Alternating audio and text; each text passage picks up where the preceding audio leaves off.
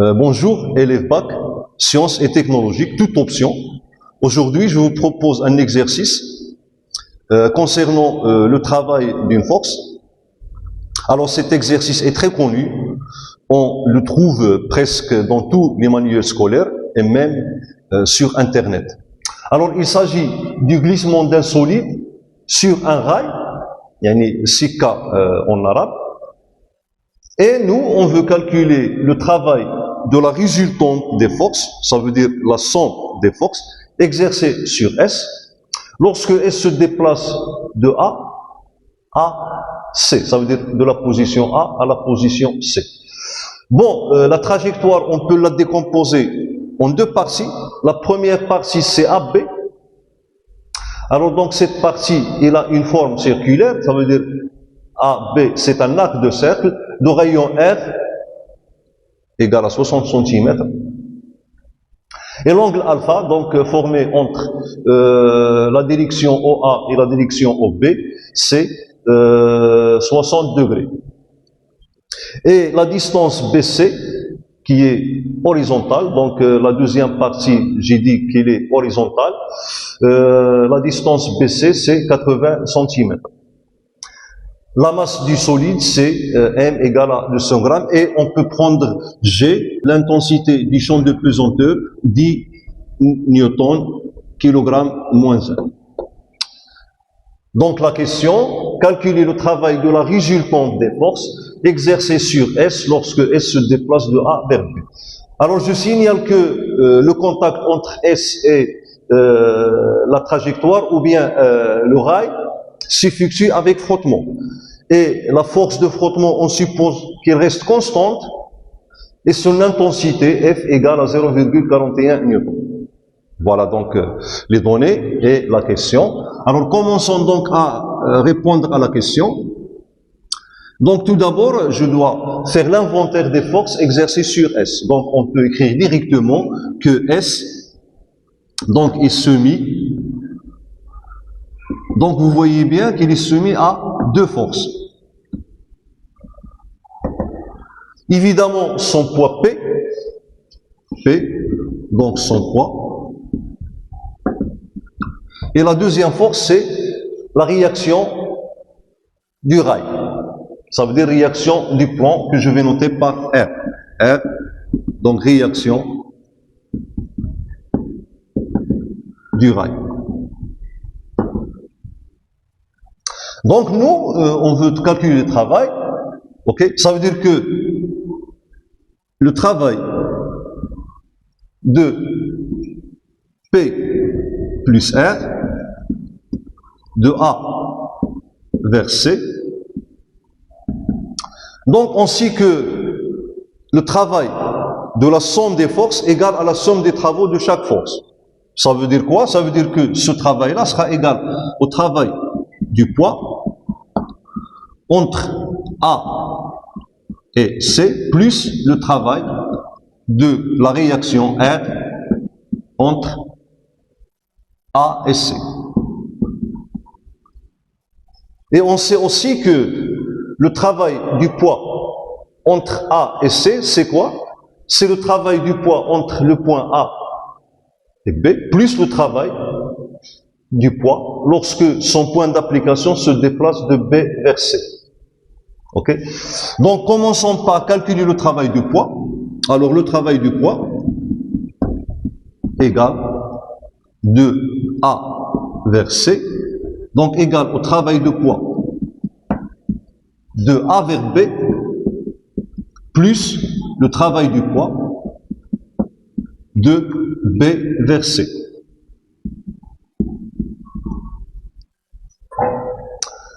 Alors, on va commencer par ce travail, le travail du poids entre B et C.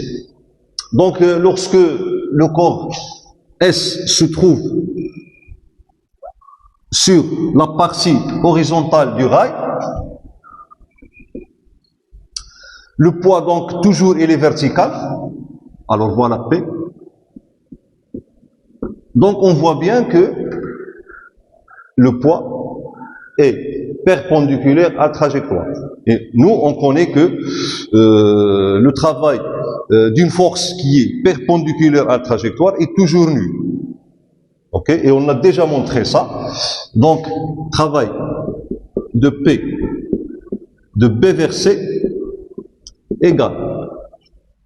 Bon, on peut exprimer ce travail par le produit scalaire du poids fois le vecteur BC. Donc, égal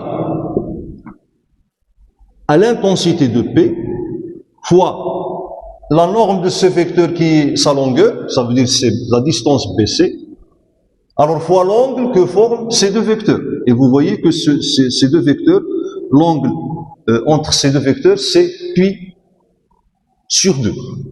Donc ça veut dire fois cosinus, pardon, je dois dire fois le cosinus de pi sur 2. Et cosinus de pi sur 2, donc c'est 0, ça veut dire que ce poids égale à, ou bien ce travail égale à 0. Alors il ne reste à calculer le travail du poids lorsque son point d'application, ça veut dire le centre de gravité du solide, se déplace de A vers B. Alors le travail du poids, lorsque son point d'application se déplace de A vers B, égale. Alors là, donc, soit on utilise la formule la plus simple, c'est mg fois h. Et ici, je dois chercher, est-ce qu'il s'agit de moins ou bien plus? Alors, pour savoir si le travail est moteur ou bien résistant, donc je dois voir le sens de la force avec le sens du mouvement. Et on voit bien que le sens de la force, ok, donc c'est vers le bas, et le sens du mouvement est vers le bas.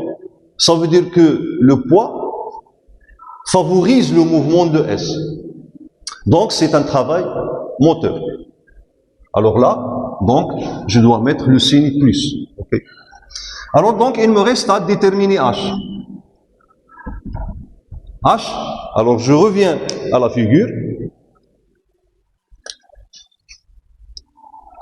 Alors là, c'est la direction horizontale. Donc on voit que le corps S, donc, a chuté de la hauteur H. Voilà H. Donc ça veut dire que ce segment, sa longueur est la hauteur H avec laquelle a chuté S. Alors donc je dois déterminer cette distance, ok? Donc que je vais noter par H. Bon, donc je dois déterminer H en fonction du rayon R, ça veut dire le rayon de la trajectoire, et l'angle alpha. Donc vous voyez que H, normalement égal à R moins, voilà, donc H'. Ici, je vais mettre le point H. Okay. Ça veut dire OB, c'est R, HB, c'est H, et OH, c'est H'. Donc H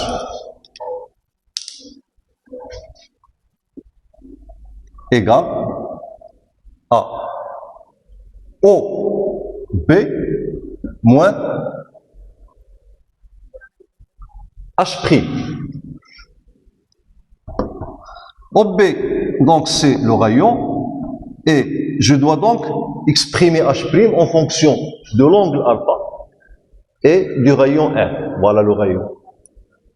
Donc on sait que H', donc là on a, c'est le côté adjacent par rapport à l'angle alpha.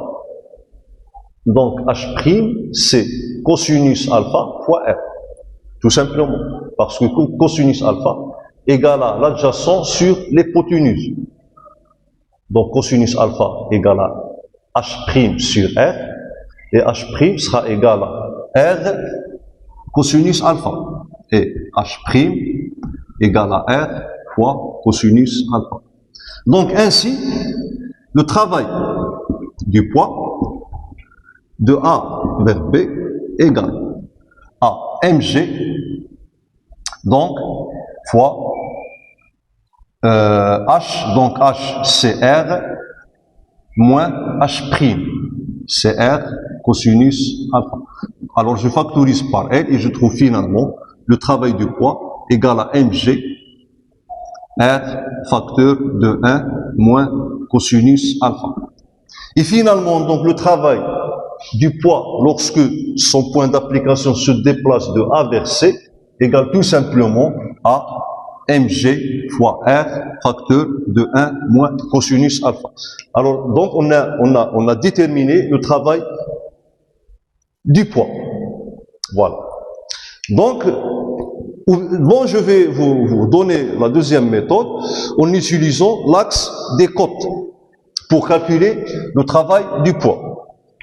Donc, c'est la méthode qu'on a utilisée en cours. C'est à partir de cette méthode qu'on a trouvé cette relation.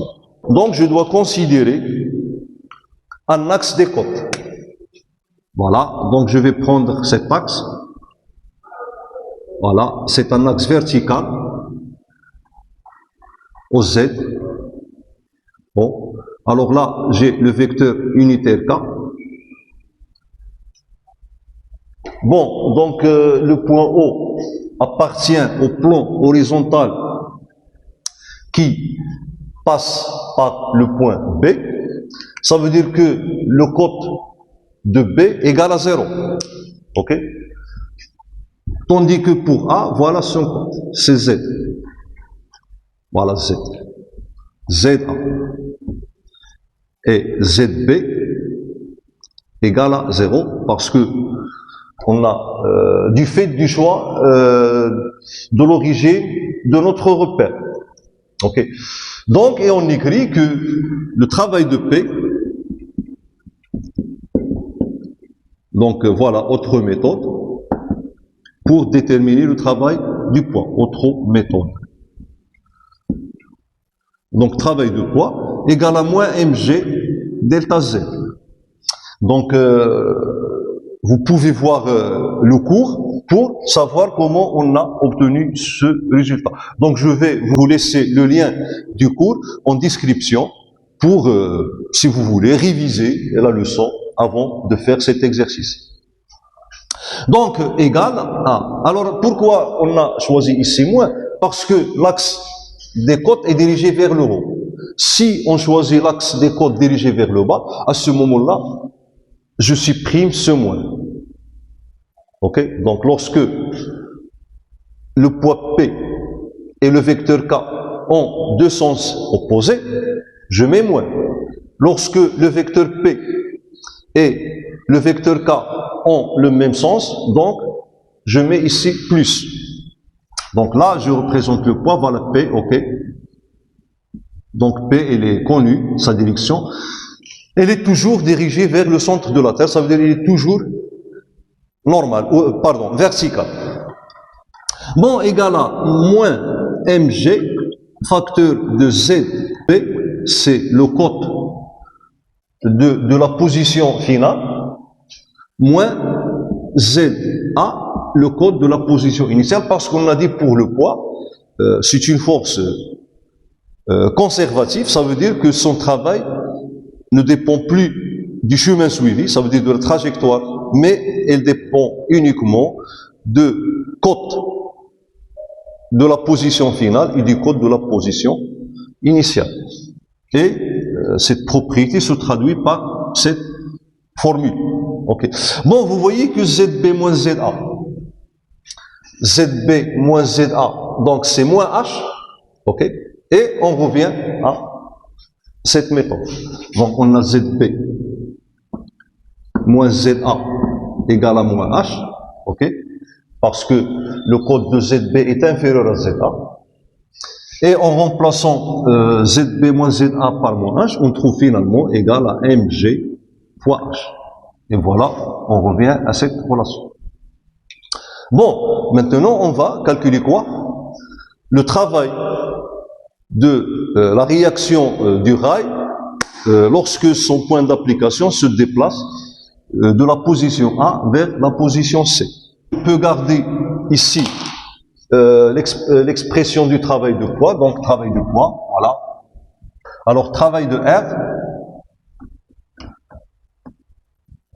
de A vers C égale à travail de R de A vers P plus travail de R de B vers C. Donc commençons par exprimer ou bien trouver le travail de R lorsque le solide se déplace de A vers B. Alors, travail de R de A vers B, ok, égal. Donc, revenons à la figure. Alors, on sait que le contact se fait avec frottement. Ça veut dire que R n'est plus perpendiculaire à la trajectoire. Donc, ici, qu'est-ce qu'on entend par perpendiculaire à la trajectoire? Alors, puisque j'ai la trajectoire circulaire, ça veut dire que R n'est pas perpendiculaire à la tangente, à la trajectoire, au point où je veux représenter R. Par exemple, si je veux représenter R en ce point, donc R ne sera plus perpendiculaire à la tangente de la trajectoire. Voilà la tangente. Ok? Donc R ne sera plus perpendiculaire à cette tangente. Si je veux représenter R en ce point, donc je trace la tangente et pour représenter le vecteur R, donc je dois le représenter sans qu'il soit perpendiculaire à la tangente. Ok. Alors donc voilà la normale à la tangente, ou bien la normale à la trajectoire en ce point où je représente, où je veux représenter la force R, voilà. Donc cette direction, c'est la direction normale à la trajectoire. Alors R, ou bien le vecteur R, lorsque je vais le représenter, je dois le représenter de ce côté, ok, ou bien de ce côté.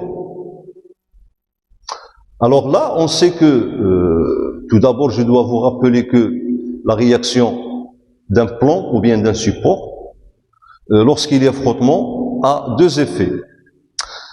Donc le premier effet, c'est d'empêcher, ok, le corps de s'enfoncer, ça veut dire de pénétrer dans le support.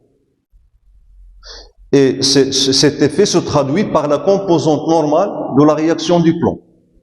Et le deuxième effet, c'est un effet qui s'oppose au mouvement. Okay? Alors, donc, puisque le solide glisse vers le bas, okay? Donc la composante tangentielle, ça veut dire la force de frottement, aura un sens opposé à celui du mouvement. Ça veut dire qu'il sera dirigé vers le haut. Okay? Donc la réaction du plan donc va se trouver de ce côté-là. Okay? Alors donc je vais représenter la force de frottement. Donc on sait que toujours la force de frottement est tangente à la trajectoire. Et puisque on a ici la trajectoire qui est curviligne, ok, ça veut dire que la force de frottement est tangente, ou bien est confondue avec la tangente à la courbe, à la trajectoire, au point où je veux représenter la force de frottement. Alors voilà donc le point, soit disons d'application. Donc je représente, ok, la force F. Voilà la force F, la force de frottement F. Ok? Et voilà donc F, c'est la composante tangentielle de la force ou bien de la réaction du support. Et voilà la composante normale. Alors la composante normale, on a dit qu'elle a comme effet et d'empêcher le solide de pénétrer. Ça veut dire de creuser dans le plan, ça veut dire de s'enfoncer dans le support. Et donc, par la règle du parallélogramme, ok, je peux donc tracer la réaction du plan, voilà, ou bien la réaction du ray R. Donc il n'est plus perpendiculaire, et cette représentation de R exprime que R se pose au mouvement. Par quoi? Par la force de frottement. Et là on a Rn. Voilà donc pour la décomposition de R en deux composantes. Et pour calculer le travail, donc on a vu, donc vous pouvez voir ça dans la leçon, que pour calculer ce travail, je dois décomposer la trajectoire en des petits tronçons. Alors là, on a le point A, en des petits tronçons, et chaque tronçon, on lui associe un vecteur élémentaire, vecteur déplacement. Okay. Donc moi, je vais ici représenter le vecteur déplacement, et le vecteur déplacement, il est toujours tangent à la trajectoire, okay. Et elle a le sens du mouvement. Alors, puisque la trajectoire elle n'est plus rectiligne, donc le vecteur déplacement élémentaire, okay, sera confondu avec la tangente à la trajectoire. Donc voilà le vecteur déplacement élémentaire qu'on avait noté par delta L. Bon, donc à partir de ces représentations, donc je vais donc écrire l'expression du travail de R de A vers B. Donc le travail de R, tout d'abord, c'est le travail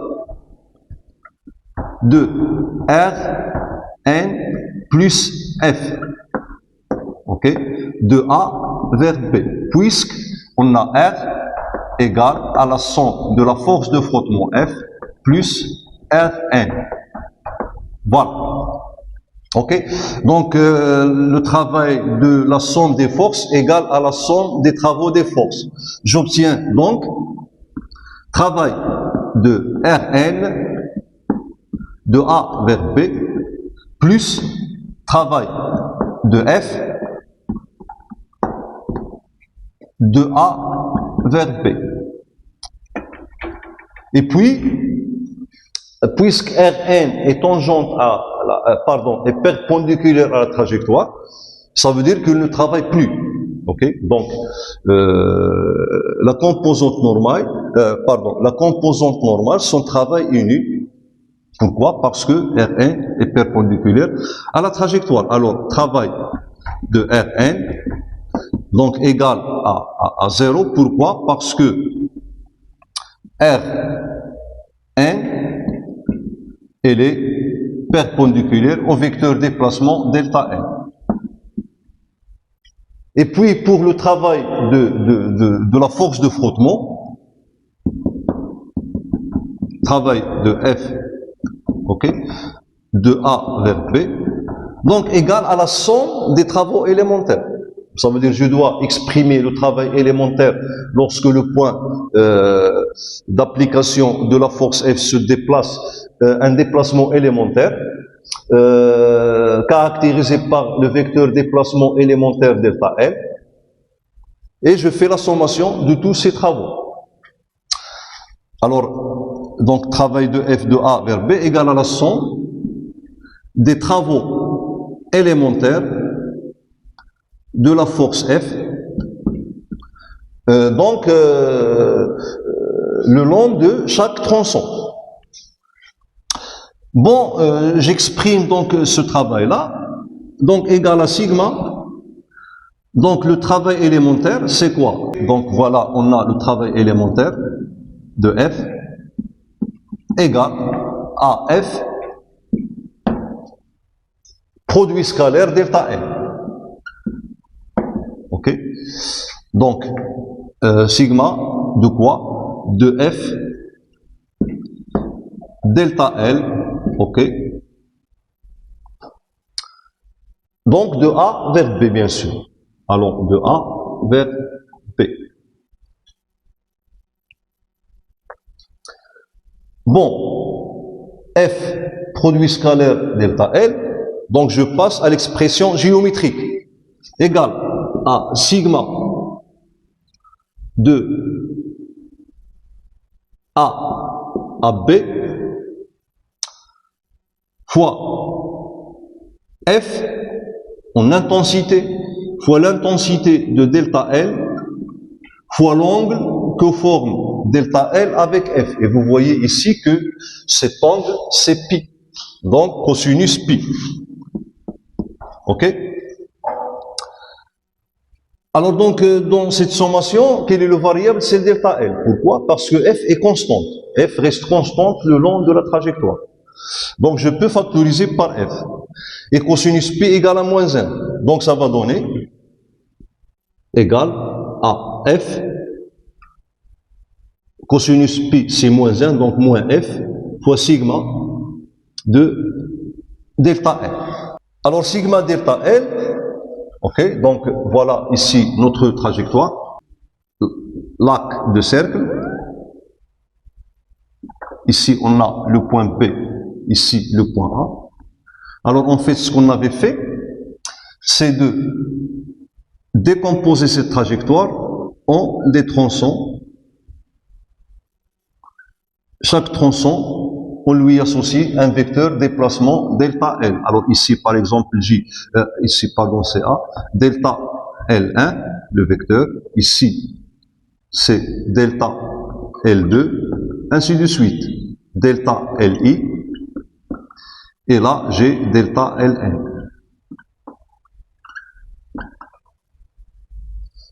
Alors, on s'est débarrassé de vecteurs lors de ce passage. Ok? Donc, ici, j'ai la somme, c'est pas des vecteurs, mais des longueurs.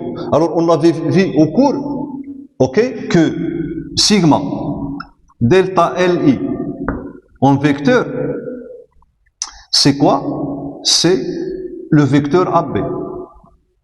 En appliquant la relation de chat. Ok? Mais ici, j'ai pas les vecteurs.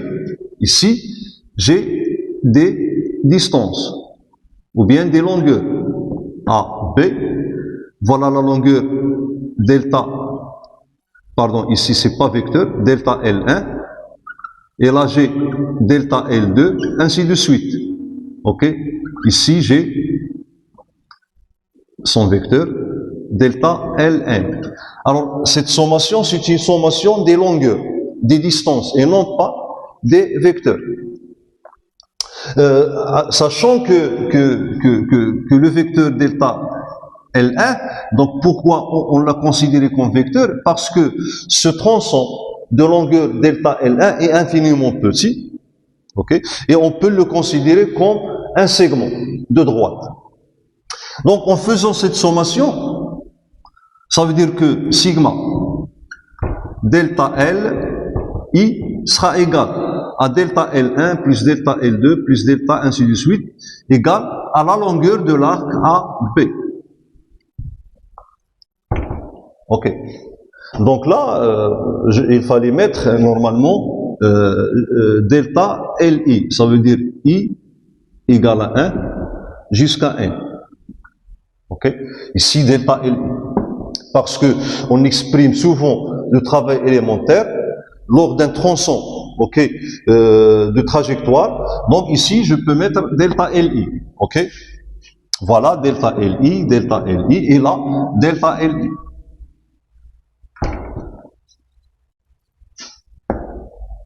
Et finalement, donc on a le travail de la force F de A vers B égale A moins F fois la longueur de l'arc AB. Donc on doit exprimer la longueur de l'arc AB en fonction du rayon de la trajectoire, ou bien de cette portion circulaire de la trajectoire et l'angle alpha. Donc on a l'arc AB, donc on sait tous en mathématiques que la longueur d'un arc, c'est quoi? C'est égal à le rayon de la trajectoire, ou bien de l'arc, fois l'angle alpha, que fait les directions qui passent par le centre de la trajectoire avec les extrémités de l'arc. Et finalement, donc travail de F de A vers B égale à moins F fois R fois l'angle alpha. Et alpha, je dois l'exprimer en radio. Pour trouver, soi-disant, l'unité joule. Ok? Il ne fallait pas ici exprimer alpha en degrés, parce que le résultat que je vais obtenir ne sera plus dans le système international. Voilà, donc on a trouvé le travail sur ce tronçon AB, et maintenant on doit calculer le travail de la force de frottement entre B et C. Donc on fait la même chose, ça veut dire on décompose la trajectoire en des tronçons qui sont assez petits, ok. Donc voilà donc le tronçon où on va associer le vecteur delta Li, ça veut dire le vecteur déplacement élémentaire. Et le travail donc voilà R, alors toujours R s'oppose à la trajectoire. Donc si je veux représenter la force de frottement, voilà F, la force F. Et R sera incliné vers la gauche, puisque le sens du mouvement est vers la droite. Voici R. Et là, on a Rn, la composante normale qui empêche le corps de s'enfoncer dans le plomb. Rn. Ok? Donc, le travail de de R, de B vers C, toujours égal au travail de Rn, de B vers C, plus le travail de F, de B vers C. Alors nous, on a toujours F reste constante, même si R change, varie. Pourquoi? Parce que Rn, là, n'est pas égal à Rn ici en intensité. Ok? Ok? Parce que ici, Rn égale à moins P, ça veut dire que l'intensité de Rn égale à l'intensité de P, parce que le corps se déplace sur le plan horizontal et ne pivote pas. Ça veut dire qu'il n'a pas de déplacement sur la direction verticale. Mais ici, on a le poids P est dirigé vers le bas. Ça veut dire que l'intensité du poids est différente de l'intensité de Rn ici. Là, on a l'intensité de Rn égale à l'intensité du poids. Mais on a supposé dans l'exercice, ou bien on a considéré que l'intensité de la force de frottement ne change plus. Il reste toujours égal à 0,41 newtons. Alors donc cette force, ou bien ce travail-là est nul, toujours parce que de B vers C égale à 0, du fait que Rn est perpendiculaire à la trajectoire, ça veut dire au vecteur BC. Il reste quoi? Il reste le travail de F. Donc on va faire la même démarche, ça veut dire on va exprimer le travail élémentaire de la force de frottement et puis faire une sommation des travaux élémentaires pour trouver l'expression du travail total entre le point B et C. Alors je vais garder cette relation-là. Le travail de F lorsque son point d'application se déplace du point B vers C. Alors égal à la somme des travaux élémentaires, voilà le travail élémentaire de la force F. Donc égal à la somme, travaux élémentaires C, le produit scalaire de F, delta Li. Donc égal à, donc ici je réalise géométriquement, ou bien j'écris l'expression géométrique de ce produit, donc ça va donner sigma F fois la longueur du vecteur déplacement delta Li fois cosinus pi. Donc égal. Alors cosinus pi c'est moins 1. F constante, je peux la faire sortir de la sommation. Et sigma delta Li, c'est quoi? Donc c'est la longueur ou bien la norme des vecteurs BC qui est la longueur de ce vecteur qui est la distance BC. Donc égale à moins F fois BC. Voilà, parce que sigma delta Li égale à BC. Voilà.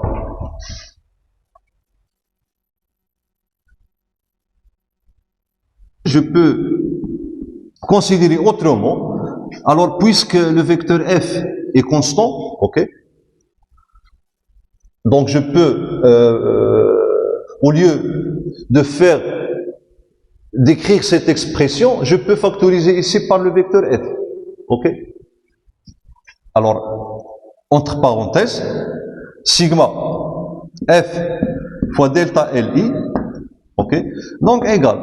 Je peux factoriser par le vecteur f, voilà, et il me reste sigma delta Li, ok, égal. Et sigma delta Li, donc j'applique le théorème de Charles et je trouve que sigma delta Li égale à le vecteur BC. Et je trouve f fois BC. Donc égal l'intensité de f fois la longueur de BC fois cosinus pi moins 1. Ok, donc soit j'utilise cette démarche ou bien cette démarche, c'est la même chose. On trouvera le même résultat. Donc finalement, alors ici on a le travail de f de B vers C égale à moins F fois BC. Et finalement, donc le travail de la résultante des forces exercées sur le solide lorsque le solide se déplace de la position A à la position C égale, donc travail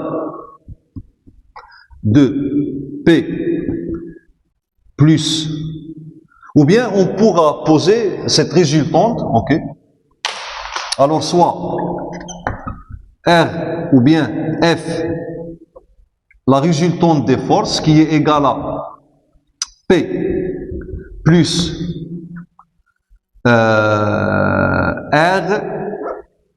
donc résultante des forces. Alors,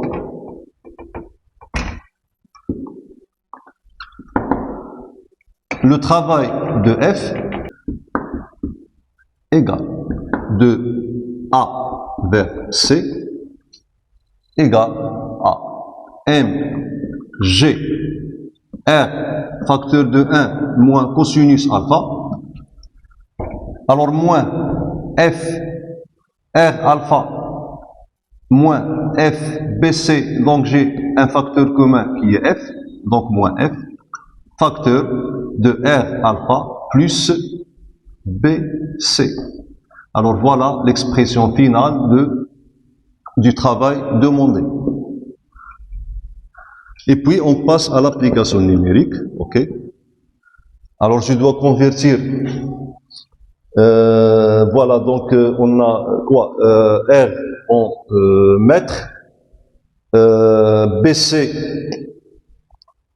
en mètres, et lorsque j'effectue ce calcul, je dois convertir alpha en radian, ok.